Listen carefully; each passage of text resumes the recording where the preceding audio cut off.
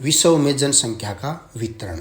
जैसे हमने पीछे पढ़ा था कि जनसंख्या का वितरण असमान है, तो उसके लिए हम ये संसार का मानचित्र हमारे सामने है। हम विश्व में जनसंख्या के वितरण को मुख्य रूप से 3 अलग अलग वर्गों में बांटते हैं। सबसे पहले सघन जनसंख्या वाले प्रदेश। ये वो प्रदेश हैं जिनकी जलवायु भी उचित है, परिवहन और अन्य सुविधाएं जो अनुकूल सुविधाएं हैं जनसंख्या के लिए। सबसे पहले अमेरिका तथा कनाडा के पूर्वी भाग, पश्चिमी यूरोप, ये बहुत पहले से औद्योगिक क्रांति भी यहाँ आई थी, बहुत पहले से विकसित देश है ये इलाके हैं ये। मानसून एशिया के देश, यहाँ पर गरीबी, असाक्षरता इस तरह के होने से यहाँ पर जनसंख्या ज़्यादा है। दूसरे वो प्रदेश जो मध्यम जनसंख्या वाले प्रदेश हैं, जैसे अमेरिका के पश्चिमी भाग, उत्तरी यूरोप, भारत, चीन, ऑस्ट्रेलिया के तटीय क्षेत्र। तीसरा है विरल और जनविहीन प्रदेश, जहाँ पर नामात्र बहुत कम जनसंख्या है या बिल्कुल जनसंख्या है ही नहीं।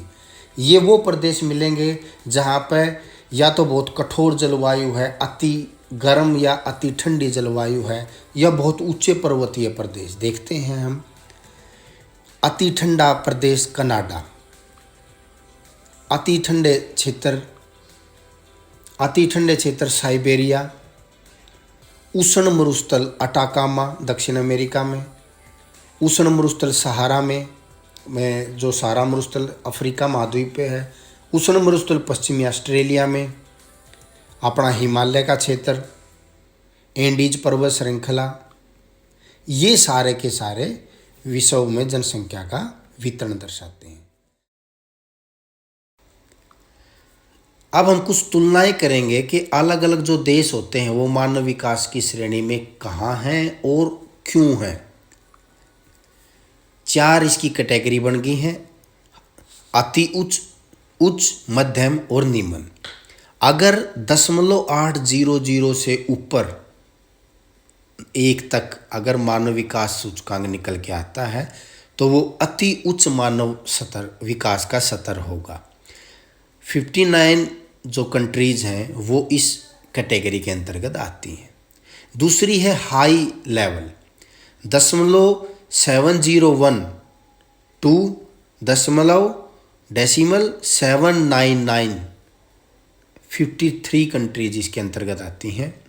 मीडियम 0.550 से 0.700 के बीच की जो मानव विकास सूचकांक आया, इसमें 39 कंट्रीज आती हैं। और फिर बिल्कुल लो लेवल है 549 से बिलो जो आ गया वो इसके अंतर्गत आएंगे, जिसमें 38 कंट्रीज हैं।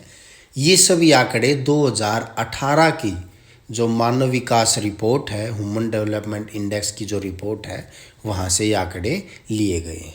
अब इनको हम मैप में देखते हैं। ये आपके सामने मैप है संसार का। इसमें अलग अलग जो कैटेगरीज मैंने बताए थे उनमें अलग अलग कलर हैं। उस कलर के हिसाब से आप देख सकते हैं कि किस देश में किस प्रकार का मानव विकास सूचकांक होगा। आपको कलर से दिखाई महसूस हो रहा होगा कि ज़्यादातर जो अति उच्च बिल्कुल अत्यधिक हाई कैटेगरी जो है उसमें ज़्यादातर यूरोप के देश, अमेरिका और ऑस्ट्रेलिया ये देश आते हैं, क्योंकि इनमें बहुत पहले इंडस्ट्रियल रिवॉल्यूशन आया था। फिर उन्होंने बहुत सालों तक एशिया और अफ्रीका के बहुत देशों को अपना गुलाम रखा, तो इन्होंने कभी से अपनी डेवलपमेंट रख रखी है, तो ये अति उच्च स्तर पे आते हैं। हाई लेवल पे वो आते हैं जो द्वितीय विश्व युद्ध के सेकेंड वर्ल्ड वार के बाद जिन्होंने अपना कोशिशें करी और तरक्की की और वो इस कैटेगरी तक पहुंच पाए। मध्यम कैटेगरी में वो आते हैं जिन देशों की ज़्यादा जनसंख्या है, अशिक्षा है, गरीबी है, लेकिन कुछ लेवल पे वो अपनी प्रोग्रेस कर पा रहे हैं, वो मध्यम में आते हैं। और निम्न स्तर पर बिल्कुल पिछड़े हुए देश जो हैं ज़्यादातर, इसमें आप इस कलर को आप देखें, आप अफ्रीका महाद्वीप पे सबसे ज़्यादा इसी स्तर के जो ज़्यादातर देश हैं। ये देखें टॉप 10 कंट्रीज़ हैं जो मानव विकास में सबसे ऊपर हैं। सबसे पहले नॉर्वे देश का नंबर आता है, फिर स्विट्जरलैंड, ऑस्ट्रेलिया, आयरलैंड, जर्मनी इत्यादि ये देश हैं। और इनमें एशिया के जो देश हैं वो इनमें बहुत नामात्र ही आप इसको कह सकते हैं। इंडिया को देखें आप, इंडिया की रैंक 130 है मानव विकास सूचकांक में। आखेट एवं भोजन संग्रहण। अब हम देखते हैं कि संसार में ये क्रियाकलाप कहाँ किए जाते हैं। सबसे पहले जो उच्च अक्षांशीय क्षेत्र हैं, जैसे उत्तरी कनाडा, उत्तरी यूरेशिया, इन इलाकों में ये क्रियाकलाप होता है। फिर है निम्न अक्षांश, जैसे अमेजन बेसिन, भूमध्य रेखा के आसपास का जो अफ्रीका महाद्वीप का इलाका, जिसको हम उष्णकटिबंधीय क्षेत्र बोलेंगे, और दक्षिणी पूर्वी एशिया का आंतरिक भाग, वहाँ पर ये क्रियाकलाप होता है। उत्तरी ऑस्ट्रेलिया के आसपास आखेट और भोजन संग्रहण का क्रियाकलाप किया जाता है। पशुचारण। सबसे पहले चलवासी पशुचारण, ये south west Africa, north east Africa से लेके और अरेबियन पेनिनसुला से होता हुआ मंगोलिया और चाइना, जो टुंड्रा प्रदेश हैं यूरेशिया के, वहाँ पर भी चलवासी पशुपालन किया जाता है। अब हम देख लेते हैं व्यापारिक पशुपालन कहाँ होता है। नॉर्थ अमेरिका के जो प्रेरी प्रदेश हैं, साउथ अमेरिका में लानोस का जो क्षेत्र है, साउथ अमेरिका का पंपास और अर्जेंटीना जो देश है, वहाँ पर ये व्यापारिक पशुपालन किया जाता है। साउथ अफ्रीका के वेल्स जगह है, वहाँ पर ये पशुपालन किया जाता है। ऑस्ट्रेलिया के डाउन्स और न्यूजीलैंड, यहाँ पर व्यापारिक पशुपालन विशेष तौर पे किया जाता है। अब हम पढ़ेंगे कृषि के बारे में। आदिकालीन निर्वाह कृषि विश्व में कहाँ कहाँ की जाती है। मध्य अमेरिका, दक्षिण अमेरिका के भूमध्य रेखा के आसपास के क्षेत्र, अफ्रीका में भूमध्य रेखा के उष्णकटिबंधीय क्षेत्र, साउथ ईस्ट एशिया, ये आदिकालीन निर्वाह कृषि के क्षेत्र हैं। फिर हम पढ़ेंगे गहन निर्वाह कृषि, ये कहाँ कहाँ होती है। भारत, चाइना, जापान और दक्षिणी पूर्वी जो एशिया के जो देश हैं, जहाँ पर ज़्यादा जनसंख्या है, उस जगह पे ये कृषि की जाती है। अगली कृषि है विस्तृत वाणिज्य अनाज कृषि। अब देखते हैं संसार में ये कृषि कहाँ कहाँ की जाती है। यूरेशियन स्टेपीज प्रदेश, कनेडियन अमेरिकन प्रेरीज का जो क्षेत्र है, वहाँ पर ये कृषि की जाती है। Pampas of Argentina, velds South Africa के वेल्स, ऑस्ट्रेलिया के डाउन्स, और जो न्यूजीलैंड है, कैंटेबरी के मैदान हैं, वहाँ पे ये कृषि की जाती है। अगली कृषि है मिश्रित कृषि। संसार में मिश्रित जो कृषि है वो ज़्यादातर हाई डेवलप्ड जो क्षेत्र है के वहाँ पे ये कृषि की जाती है, जैसे उत्तरी पूर्वी अमेरिका, उत्तरी पश्चिमी यूरोप, ये बिल्कुल विकसित जो देश हैं यहाँ पर, वहाँ पे कृषि की जाती है। यूरेशिया के कुछ भागों में, और जो साउथर्न जो कॉन्टिनेंट है, जो दक्षिणी जो महाद्वीप है, उनके जो शीतोष्ण इलाके हैं, वहाँ पे ये कृषि की जाती है। अगला है डेयरी कृषि। संसार में ये कृषि मुख्य रूप से कनाडा, उत्तरी पश्चिमी यूरोप, दक्षिणी पश्चिमी ऑस्ट्रेलिया और न्यूजीलैंड में की जाती है। अगला है भूमध्य सागरीय कृषि। संसार में ये कृषि मुख्य तौर पर जो भूमध्य सागर है उसके आसपास के जितने देश हैं उनमें की जाती है। दक्षिणी कैलिफोर्निया, चिली का जो मध्य का इलाका है, और दक्षिणी पश्चिमी जो साउथ अफ्रीका है वहाँ पर कृषि की जाती है, और दक्षिणी पश्चिमी ऑस्ट्रेलिया में भी ये कृषि की जाती है। अगला टॉपिक है बाजार के लिए सब्जी खेती व उद्यान कृषि। संसार में ये कृषि उत्तरी पूर्वी अमेरिका, उत्तरी पश्चिमी यूरोप, नीदरलैंड और भूमध्य सागर के आसपास के कुछ देशों में ये कृषि की जाती है। अब हम पढ़ेंगे लोहा इस्पात उद्योग। विश्व में लोहा इस्पात उद्योग America, Britain, France, Netherland, Belgium, Germany, Russia, Japan, China और भारत, ये प्रमुख जो देश हैं जो लोहा इस्पात उद्योग में अग्रणी देश कहलाते हैं। अगला उद्योग है सूती कपड़ा उद्योग। भारत, चीन, अमेरिका, पाकिस्तान, उज्बेकिस्तान ये आधे से अधिक कपास का उत्पादन करते हैं और ग्रेट ब्रिटेन, उत्तर पश्चिमी यूरोपीय के जो देश हैं और जापान आयाती धागे से सूती कपड़ा बनाता है। विश्व में प्रमुख पार महाद्वीपीय रेल मार्ग। पार महाद्वीपीय रेल मार्ग किसे कहते हैं? जो एक महाद्वीप के एक छोर से दूसरे छोर को जोड़ता है, एक दिशा से दूसरी दिशा को, उसमें आने वाले बीच के सभी देशों के बीच से होकर वो गुजरता है। पार साइबेरियन रेल मार्ग 2 महासागरों और 2 महाद्वीपों को जोड़ने वाला यह संसार का सबसे लंबा रेल मार्ग है। इसकी लंबाई 9332 किलोमीटर है। यह रेल मार्ग पश्चिम में सेंट पीटर्सबर्ग से लेके पूर्व में जो प्रशांत महासागर का तट है वहाँ पर व्लादिवोस्टोक एक नगर है, वहाँ तक ये मार्ग है। बीच में इस मार्ग में मॉस्को, कजान, ट्यूमिन, ओमस्क, चीता इत्यादि प्रमुख नगर आते हैं। पार कनेडियन रेल मार्ग के बारे में हम पढ़ेंगे। जैसे इसके नाम से पता चल रहा है, ये कनाडा में मार्ग है। कनाडा की यह 7050 किलोमीटर लंबी रेल लाइन है। पश्चिम में प्रशांत तट पर स्थित वैंकूवर से आरंभ होकर पूर्व में हैलिफैक्स तक ये मार्ग जाता है।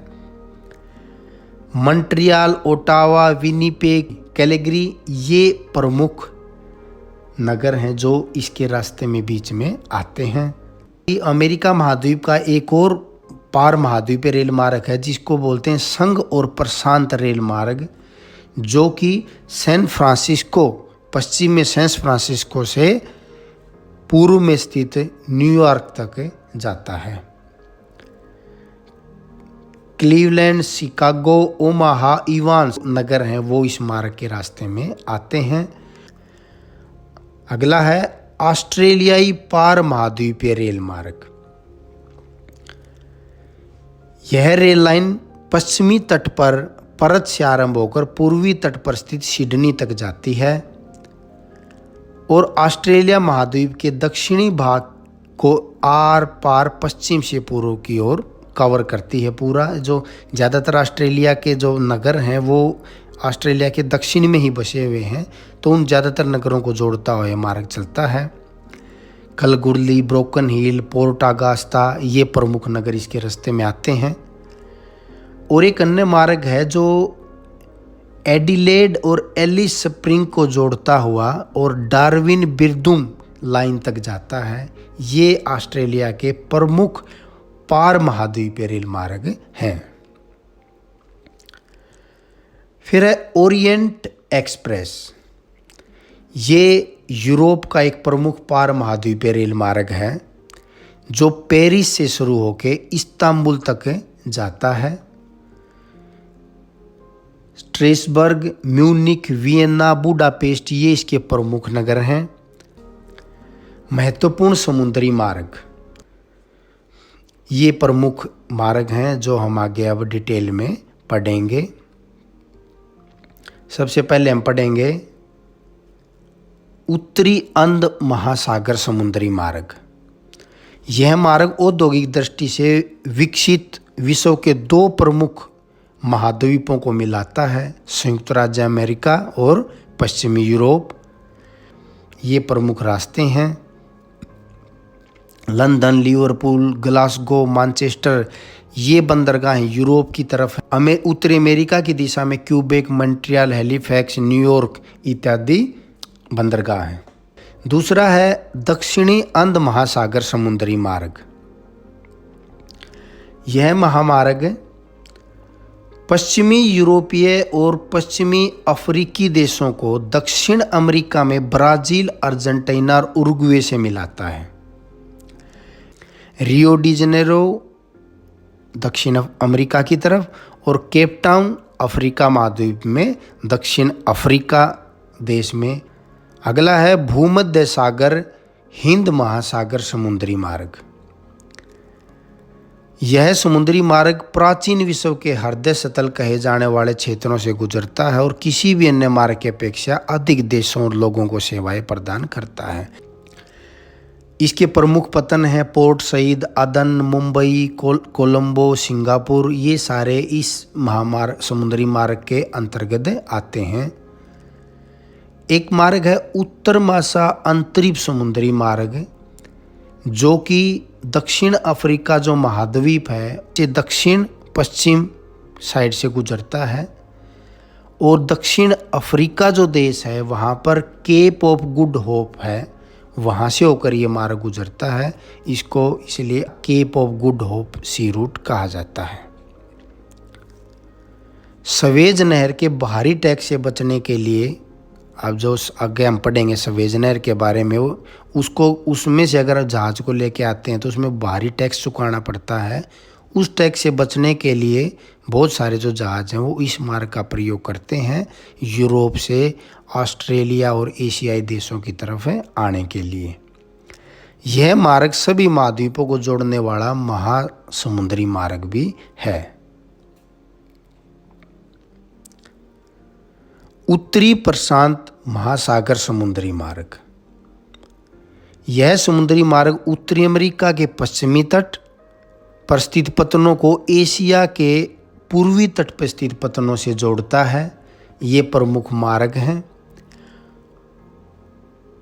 अमेरिका की तरफ Vancouver, Portland, San Francisco, Los Angeles, Panama ये बंदरगाह हैं और एशिया की तरफ योकोहामा, शंघाई, हांगकांग, सिंगापुर इत्यादि। अगला मार्ग है दक्षिण प्रशांत महासागर समुद्री मार्ग। होनोलुलु इस मार्ग पर सबसे महत्वपूर्ण पतन है, जो एक द्वीप के रूप में इस महासागर के सेंटर में आता है लगभग। यह समुद्री मार्ग पश्चिमी यूरोप और उत्तरी अमेरिका को ऑस्ट्रेलिया, न्यूजीलैंड, पनामा नहर से होते हुए प्रशांत महासागर में प्रकीर्ण द्वीपों से मिलाता है। इस मार्ग का प्रयोग हांगकांग, फिलीपींस और इंडोनेशिया पहुंचने के लिए किया जाता है। अब हम पढ़ेंगे तटीय नौ परिवहन क्या होता है। तटीय नौ परिवहन लंबी तटरेखा वाले जो देश होते हैं उस तटरेखा के साथ साथ परिवहन की एक विधि होती है। जैसे आपको ये रेड कलर की लाइन देखी है आपने, गुजरात से लेके भारत के पश्चिम बंगाल तक समुद्र के तट के किनारे किनारे इसका प्रयोग किया जाता है। अब हम पढ़ेंगे कुछ नौ परिवहन नहरों के बारे में, जिसमें सबसे प्रमुख है सवेज नहर। सवेज नहर का निर्माण 1869 में मिस्र में हुआ और इस पर मिस्र देश का अधिकार है। इसके उत्तर में पोर्ट सईद और दक्षिण में पोर्ट सवेज है। ये यहाँ पे जो तीर का निशान आप देख रहे हैं, इस जगह पे ये नहर बनाई गई है। ये पोर्ट सईद और पोर्ट सवेज है। यह नहर भूमध्य सागर को लाल सागर से जोड़ती है। भूमध्य सागर है, ये यहाँ से नहर निकलती है और दक्षिण की तरफ लाल सागर है। इन दोनों सागरों को जोड़ने का काम इस नहर ने किया। इसी प्रकार एक दूसरी नहर है पनामा नहर, जो कि 1914 में पनामा गणतंत्र में इसका निर्माण हुआ और इसके ऊपर संयुक्त राज्य अमेरिका का अधिकार है। जो एरो का निशान आप देख रहे हैं संसार में, यहाँ पर ये नहर बनाई गई है।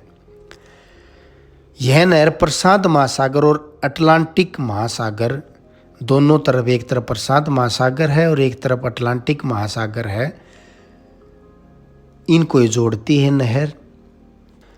अगला टॉपिक है हमारा आंतरिक जलमार्ग। आंतरिक जलमार्ग नदियों, नहरों, झीलों और तटीय क्षेत्रों पर प्राचीन समय से ही किए जा रहे हैं। यानी कि जो स्थल भाग होता है उसके अंदर जो मार्ग होते हैं, जलमार्ग, उनको हम आंतरिक जलमार्ग बोलते हैं।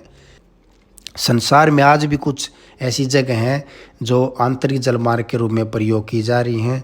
एक तो यूरोप में राइन नदी का मार्ग है, डैन्यूब नदी मार्ग है, वोल्गा नदी का एक मार्ग है, और अमेरिका में जो ग्रेट लेक्स हैं, जो वृहत झीलें हैं अमेरिका में, उनका प्रयोग भी आंतरिक जलमार्ग के रूप में किया जाता है।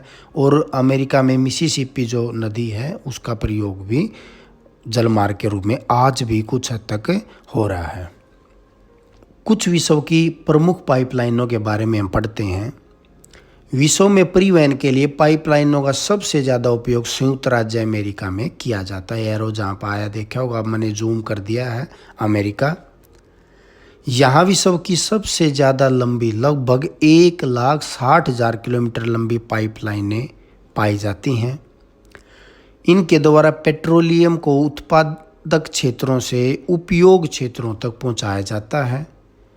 यहाँ पाइपलाइनों के इस जाल में सबसे प्रसिद्ध पाइपलाइन है बिग इंच, जो मैक्सिको की खाड़ी के तटीय कुओं से तेल को संयुक्त राज्य अमेरिका के उत्तरी पूर्वी भागों तक ले जाती है। इराक, ईरान व सऊदी अरब से तेल पाइपलाइनों द्वारा मरुस्थलों के पार भूमध्य सागर के तट पर स्थित तेल शोधनशालाओं तक एक पाइप है जिसका नाम है टैप लाइन, जो कि 750 मिलीमीटर व्यास वाली है और 1600 किलोमीटर लंबी पाइपलाइन है। ये भी एक बहुत बड़ी संसार की पाइपलाइन है। भारत में भी लगभग 9000 किलोमीटर लंबी पाइपलाइनें हैं। प्राकृतिक गैस का परिवहन भी पाइपलाइनों द्वारा होता है। संयुक्त राज्य अमेरिका में गैस पाइपलाइनों की लंबाई रेल लाइनों से भी ज़्यादा है। यूरोप में इटली, फ्रांस, नीदरलैंड आदि देशों में प्राकृतिक गैस का परिवहन पाइपलाइनों के द्वारा किया जाता है। भारत में गैस परिवहन के लिए सबसे लंबी गैस पाइपलाइन हजीरा विजयपुर जगदीशपुर, जिसको छोटे में हम HBJ बोलते हैं,